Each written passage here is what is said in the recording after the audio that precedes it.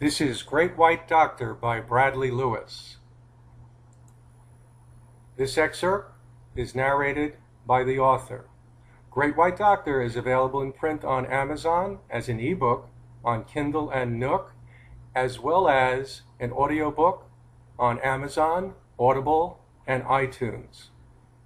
Prologue, June 2000. They stood outside the hospital, yelling and jumping around like those rioters on the television. Every 20 minutes for the last few hours, CNN proudly displayed footage from South Africa. That's what CNN did when it had a new story. Repeat, repeat, repeat. Anyone killing time by watching CNN would know the story cold, even if they weren't listening. It was some weird form of communication osmosis. Absorption of information via satellite and screen to a receiving brain. Dr. Donald Gardner glanced at the television, then out the nearly opaque window, alternating quickly. Through the smudged window, he could see a mob of people crowded on the sidewalk. Some carried signs with long sticks.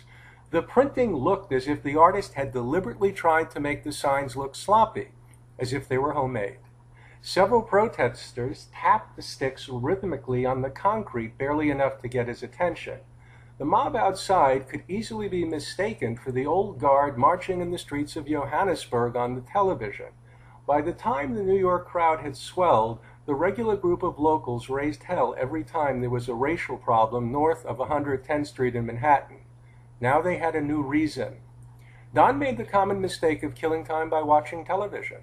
The CNN news did little to quiet his nerves. He stared at the television, never once noticing the rusty wall mount that had been installed 20 years earlier when the hospital refurbished the doctor's cafeteria. As darkness fell, he waited for the announcement. Maybe there wouldn't be one.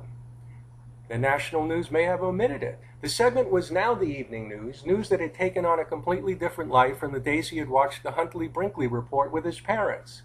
They sat as a family, captives, in front of an oversized RCA television box with a 24-inch screen and listened to the news as if Huntley was the local rabbi and Brinkley the town priest. "Educational," Don's cantankerous father, Robert, said emphatically after each show. "This is the only goddamn educational show we got on." Robert Gardner sold fancy ties to hordes of small-time retailers in New Jersey. Haberdashers was how Robert referred to his clientele. "Don, you stick with these guys, Hunford and Brinkeyman, and keep hitting the books and you'll become a damn smart doctor." Robert never got the names right, but he was right about the fact that Don became a doctor, and by most people's estimation, a damn good doctor. He had never thought about it before. Perhaps his father was correct. The National Huntley-Brinkley report was a good foundation for life.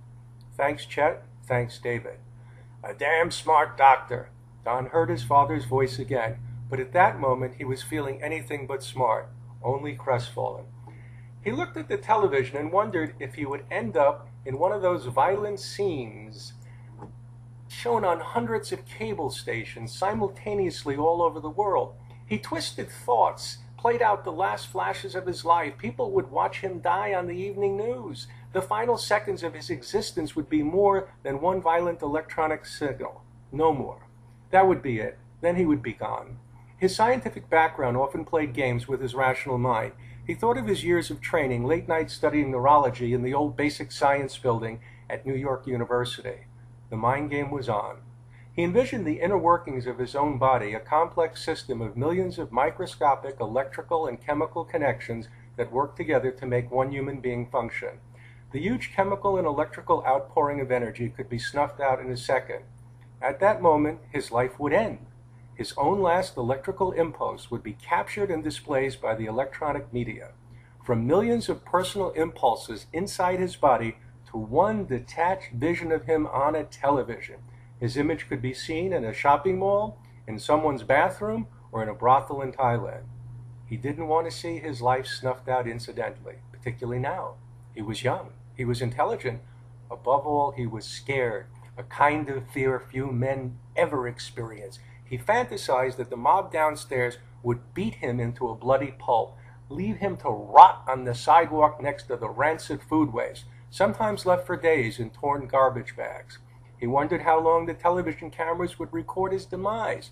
Perhaps they would leave one camera on him so they could flash back periodically to check on his decomposition. A penultimate public monument to his violent end. Creepy things had always gone on in hospitals, and the public was more aware of the aberrations than ever before. The newspapers were full of articles critical of doctors. Doctors make mistakes. Doctors cover up for one another. Doctors don't deliver the best care possible. It was endless, and it was true. The mind game continued. One blink and the viewer would miss his electronic passage on the tube. Maybe CNN would run the story over and over. Millions would see the bloody heap on the sidewalk. How could this be happening to me was all Don could think. He was an observer as they finally performed his autopsy. He looked up from the autopsy table as the medical examiner revved up the engine on a circular saw, like a segment from This Old House. He watched himself rise from the table as the autopsy room nurse backed away in horror. "Doctor, it's alive!" she shouted, as if in a remake of Frankenstein. This has been an excerpt from Great White Doctor by Bradley Lewis. As mentioned earlier, available on Amazon in print, as an ebook on Kindle and Nook, and as an audiobook on Audible, iTunes, and Amazon.